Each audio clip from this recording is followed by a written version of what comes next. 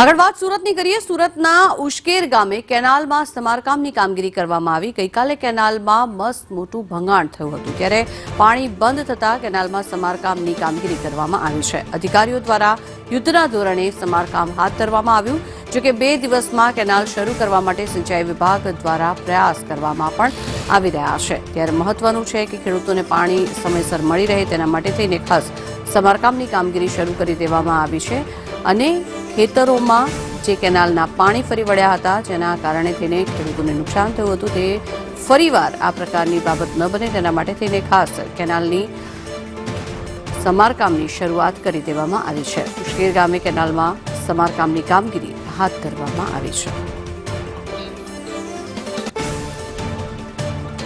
વધુ માહિતી મેળવીએ સંવાદદાતા યાશિદ જોડાયા છે આપણી સાથે। જી યાશિદ, જણાવશો જે રીતે અત્યારે હાલ કેનાલમાં સમારકામની કામગીરી કરવામાં આવી રહી છે, શું વિગત?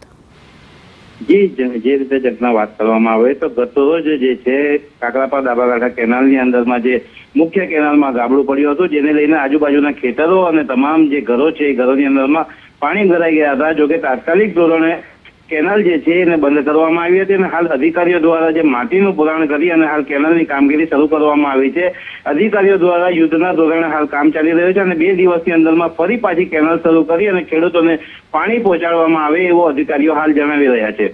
જી, આભાર યાસિર સમગ્ર માહિતી।